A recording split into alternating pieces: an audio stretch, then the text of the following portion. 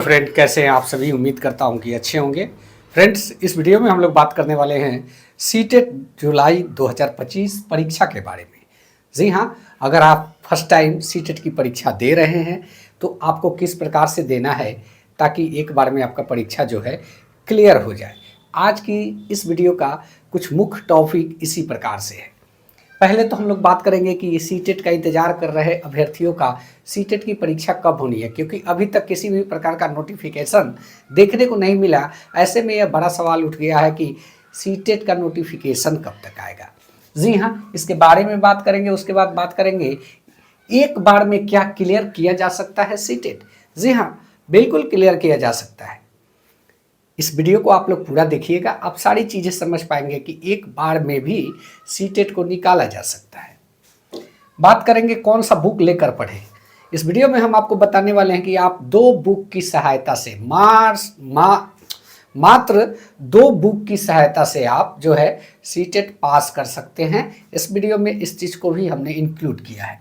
कितने दिन की तैयारी से रिजल्ट होगा संभव। जी हाँ, आप सभी समझ पा रहे होंगे। सभी को एक प्रकार से कहे तो सीटेट का परीक्षा क्रैक करना एक टेंशन सा लगता है, लेकिन आप महीने से 40 से 45 दिन, इतना ही समय में आपकी तैयारी इस प्रकार से हो जाएगी कि आप सीटेट क्लियर कर पाएंगे। यानी कि कहने का मतलब कि 40 से 45 दिन का पढ़ाई जो है आपके लिए बहुत ज़रूरी है। वो भी 2 घंटा सुबह 2 घंटा शाम।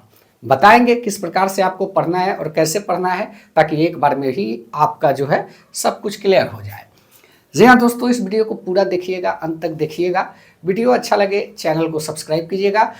अभी जो मैं इस वीडियो में बताने जा रहा हूँ वो सारी स्ट्रैटेजी हमने अपने परीक्षा के टाइम में फर्स्ट टाइम इंक्लूड किया था।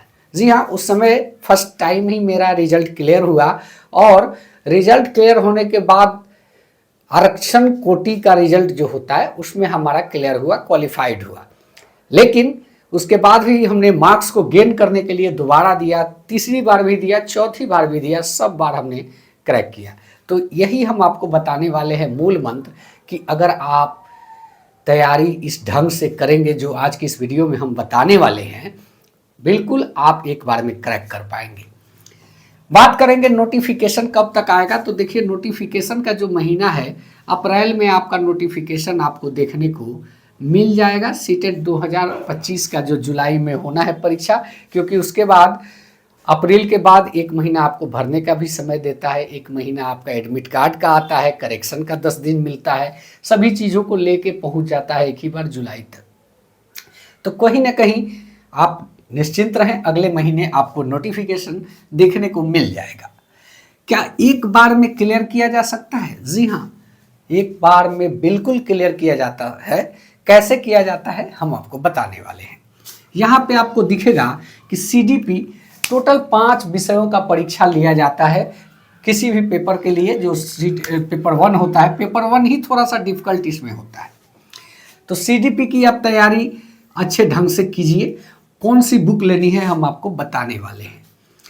ये 30 नंबर का आपका परीक्षा होता है और हम पूरी तरह से आश्वस्त है ये बात कहते हुए कि अगर आपकी तैयारी 40 दिन अगर रुचिपूर्वक 4 घंटे की पढ़ाई आप कर पाते हैं तो कहीं ना कहीं 30 में आप 25 प्लस ही मंगा पाएंगे।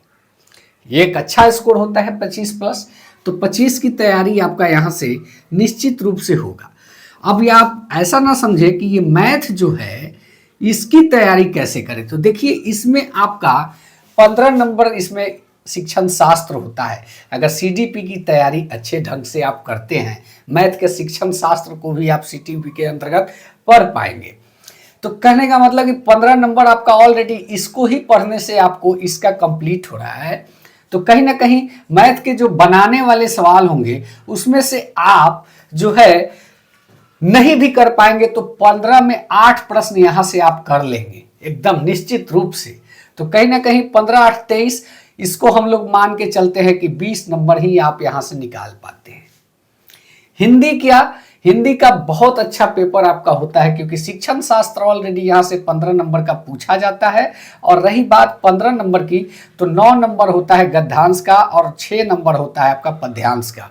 अगर उस फ्रेज को आप अच्छे ढंग से प्रैक्टिस कर लेते हैं 10 से 15 दिन, तो आप समझिए कि आपका ये 15 में 12 नंबर कहीं नहीं जाएगा और इधर से आप 10 नंबर ला सकते हैं आराम से। शिक्षण शास्त्र की जो होती है पोर्शन, देखिए आपको इंग्लिश में अगर मुश्किलें हो रही है तो आप ये भी कर सकते हैं कि संस्कृत ले लें। संस्कृत में और हिंदी में थोड़ा बहुत का अंतर होता है। अगर संस्कृत को आप धीरे धीरे धीरे अच्छे से प्रोनाउंसिएशन के साथ पढ़ेंगे तो भले समझ में ना आए, लेकिन ये उसका शब्द क्या कहना चाह रहा है इसको आप आइडिया कर पाएंगे। तो कहीं ना कहीं संस्कृत का पेपर जो है, इंग्लिश आपका अच्छा नहीं है तो ये आपके लिए बहुत अच्छा होगा, इसका जज कीजिए। इंग्लिश यानी कि पेपर 2 में जो फर्स्ट लैंग्वेज फर्स्ट का जो ऑप्शन होता है उसमें आप संस्कृत को रखिए। इसका जो कोडिंग होता है वो 16 नंबर पे आता है, तो इसको आप लोग जरूर रखिए। संस्कृत रखिएगा तो 20 नंबर यहाँ से आप जरूर गेन कर पाएंगे। नहीं कर पाएंगे तो भी आप 18 नंबर बिल्कुल कर पाएंगे, क्योंकि इसमें भी 15 नंबर जो होता है शिक्षण शास्त्र का होता है और 15 नंबर गद्यांश पद्यांश या व्याकरण जो भी कह ले वो होता है। तो कहीं ना कहीं इसमें भी आप अच्छा कर पाएंगे। मैं मानता हूं कि अगर थोड़ा आपका खराब जाता है तो 18 नंबर यहाँ से भी आप ला लेते हैं। साइंस की बात करें तो साइंस का भी सेम है, 15 नंबर शिक्षण शास्त्र के और 15 नंबर मतलब कि क्लास 5 से लेकर 12 तक के साइंस के ऑब्जेक्टिव जो इजी क्वेश्चन होते हैं एनसीईआरटी एससीईआरटी से वही पूछे जाते हैं।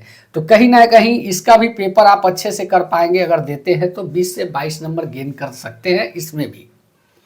अब ये सब चीजें आपको मिलेगी कहाँ कहाँ से आप पढ़ के ऐसे नंबर को गेन कर पाएंगे, तो आप जोड़ेंगे कि 25 सीडीपी का और आपका यहाँ हो गया मैथ का जो है 20 हो गया और जो है 18 आपका हमने मान लिया संस्कृत का। हिंदी का चलो हिंदी का पेपर अच्छा आपका जाएगा तो 20 अंक इसमें आ जाएगा और मान के चलिए कि यहाँ भी आप 22, इसको भी हम 18 ही मानते हैं।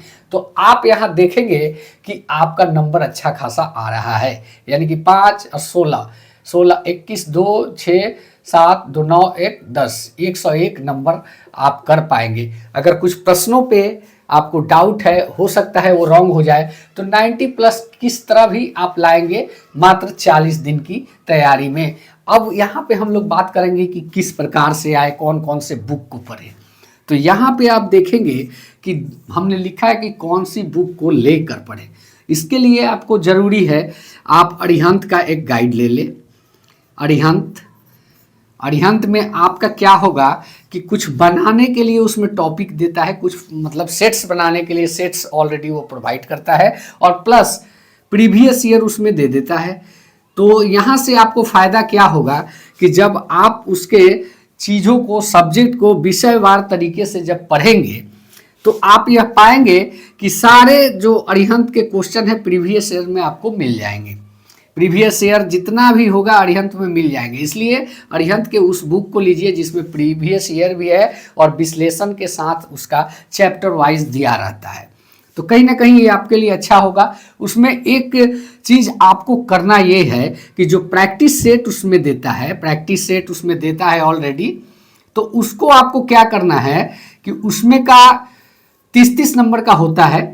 तो आप एक सेट को सीधे ना करके, अगर आप साइंस कर रहे हैं तो साइंस के 30-30 नंबर के जितने भी प्रैक्टिस सेट में उसके हैं वो सारे कर जाएं एक बार, और वहाँ से आप उस पर थोड़ा सा अपना सर्च देखें कि हमारा कितना रॉन्ग हुआ और कितना राइट हुआ, और जो रॉन्ग हुआ उसका एक्चुअल क्या आंसर होता है। वैसे ही आप उसमें सीडीपी में करें, वैसे भी हिंदी में तो आप विशेष करके करें, क्योंकि जितने भी गद्यांश पद्यांश हैं उसके आप अगर अच्छे ढंग से प्रैक्टिस कर लेंगे, पढ़ के उस सेट को बनाने का प्रैक्टिस कर लेंगे, वो आपको बहुत ज़्यादा फायदा देगा।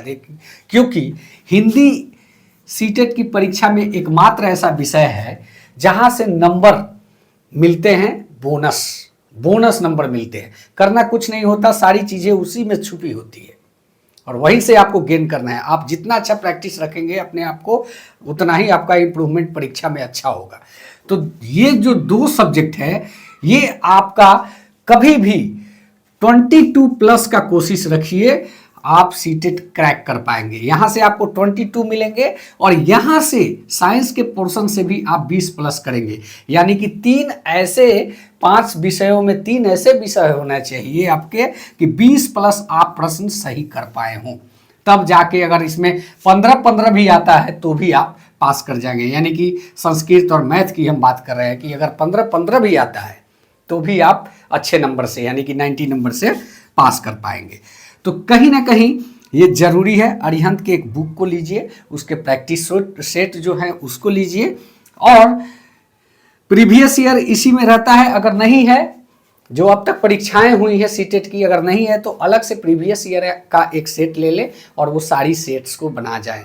तो 40 दिन में हम उम्मीद करते हैं कि अगर सुबह 4 घंटा आप पढ़ाई करते हैं, शाम को 4 घंटा पढ़ाई करते हैं, या 3-3 घंटा ही करते हैं, तो कहीं ना कहीं 40 दिन में इस सेट को आप रिवाइज भी कर जाएंगे। और रिवाइज कर लिया तो समझ लीजिए कि सारा चीज़ आपके दिमाग में स्टॉक हो जाएगा और आप पूरी तरीके से पास कर पाएंगे। जी हाँ दोस्तों, इस वीडियो में हम इतना ही बताने का प्रयास किए कि सीटेट को पास करना आसान है, लेकिन आपके पास एक प्लानिंग होनी चाहिए। अगर प्लानिंग नहीं है तो आप सीटेट पास नहीं कर सकते। नेक्स्ट वीडियो में हम लोग बात करेंगे कि प्रश्नों के आंसर को किस प्रकार से आप पकड़े, सिर्फ ऑप्शन को देख के। इस टॉपिक पे हम लोग बात करेंगे नेक्स्ट वीडियो में, वो भी देखिएगा, बहुत मज़ेदार होगा। आप प्रश्न देखेंगे और आप जो है आंसर को कर पाएंगे। सडनली आप ऑप्शन को देख के ही आंसर उसका कर पाएंगे। तो वो वीडियो भी देखना ना भूलें। ये वीडियो अच्छा लगा हो तो चैनल को सब्सक्राइब कीजिए, अपने सीटेट के जो भी एस्पिरेंट हैं उनके साथ शेयर कीजिए। मिलते हैं नेक्स्ट वीडियो में। धन्यवाद। जय हिंद, वंदे मातरम।